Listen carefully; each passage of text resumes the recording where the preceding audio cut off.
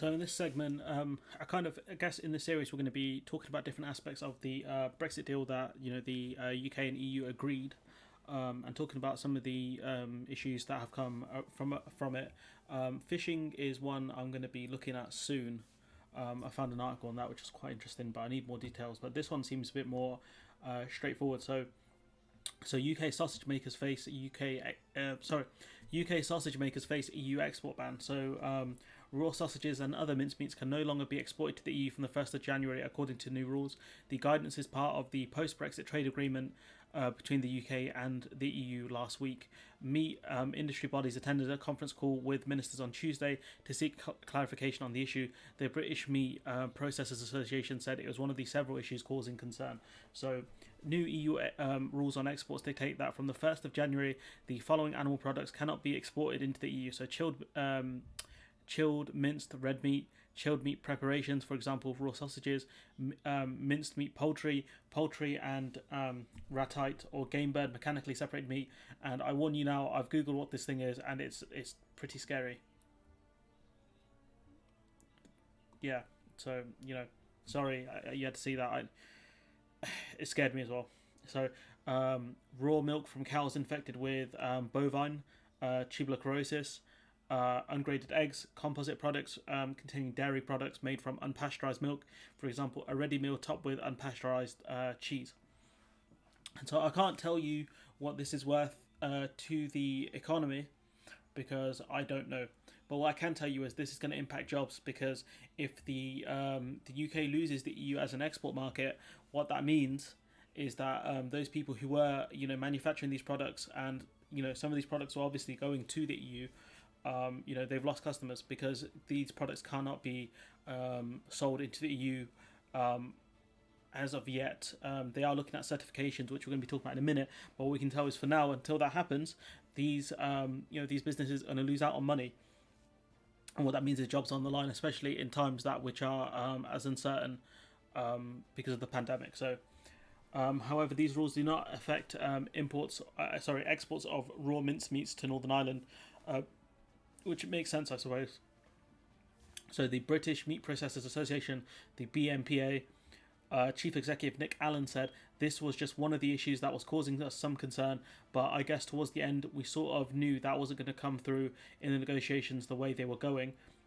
Did this guy have some sort of inside track in the negotiations? Because no one was talking about this. I mean, in the sense of no one was talking about there would be a problem here. We hope they'll be carrying on talking to the EU and that they will push through and create export health safety certificates for these products so they can go through. So basically what that means is they're going to have a new certification for these products from the UK. And if the EU don't agree to give certification for these products, it could be the EU don't want to see the UK as a competitor for these industries, or it could be the case that the EU just don't care. That's going to be interesting to see. We hope they'll be carrying on talking to the EU, which mentioned that the BMPA, which is a way cooler acronym than they deserve, the British Meat Processing Association, is hoping that more clarity on what businesses need to do to help it prepare and their members ahead of the new year. And so what's interesting is, and we'll talk about this towards the end of the article, which is the government telling businesses to prepare and things like that. But I've not heard this issue being talked about by the government or by journalists. So telling businesses to prepare is one thing, but not telling them what to prepare for is another thing. Like, how do you get this certification for these meats?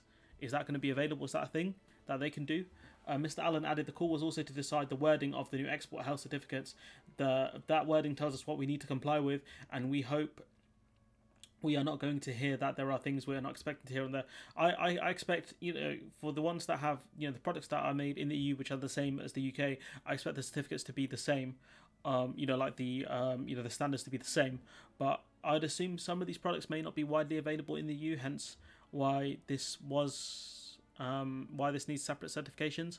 I'm not 100% sure. It's a very strange one. I know I'm not being the most helpful here, but what we can tell from this article so far is the EU has banned imports from the UK of chilled minced red meats, chilled meat preparations, for example, raw sausages, minced meat poultry and ratite, that's scary bird, or game bird mechanically separated meat, raw milk from cows infected with TB, ungraded eggs, composite products containing dairy products made from unpasteurized milk, for example, a ready meal topped with unpasteurized cheese. And so we go further down here, and I found this quite interesting. So a new opportunity. This is Wilfred Emmanuel Jones from the says the frozen meat sector needs a makeover, and British sausages should be exported frozen. So this is quite interesting. So Wilfred Emmanuel Jones is a British Devon-based farmer and founder of the Black Farmer line of meat products, including raw sausages. Since he will no longer be able to export fresh sausages to the EU, he has decided to send them frozen instead. So maybe he's found some sort of loophole with this.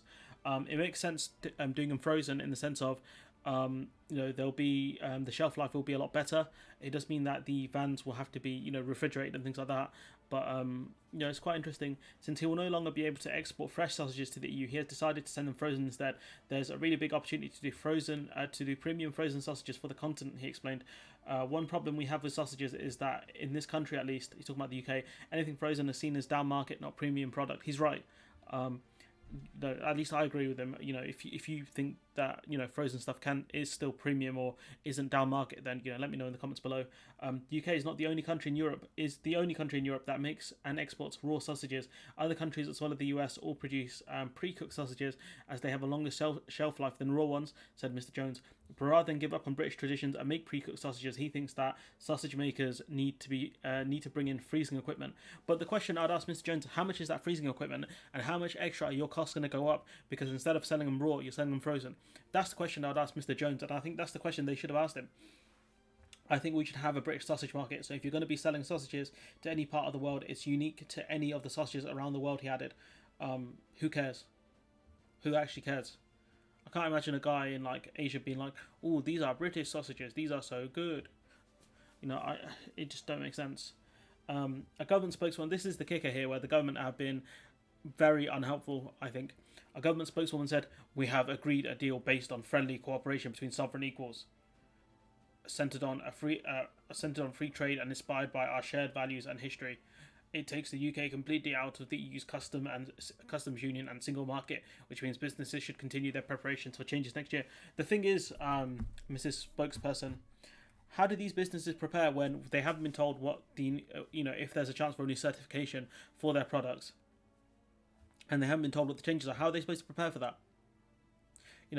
This is why these sorts of articles need a lot more work from the BBC. Give better analysis here, because what are the changes these businesses need to prepare for to help them export into the EU? Because clearly there will still be, from what I've read, there's still things like customs declarations as well for these things, and that's expensive as well. You might not have tariffs and quotas, but you still have customs declarations, which means you need an admin team, which means extra money you need to spend. And so how are British businesses going to eventually sell these products to the EU? Or is it the case that they can't sell these products to the EU anymore, and that they would have to sell pre-cooked stuff like other EU countries do, or sell them frozen? Can you please tell us?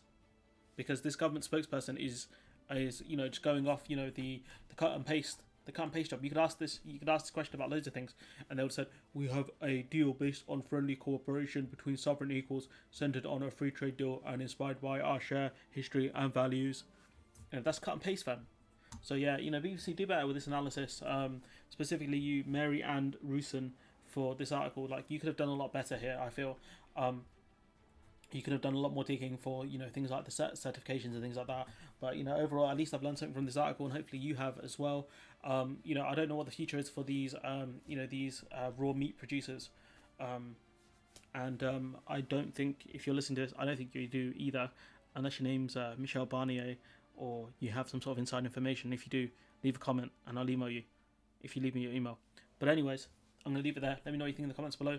Like, comment, share, subscribe, and hopefully I'll see you in the next one.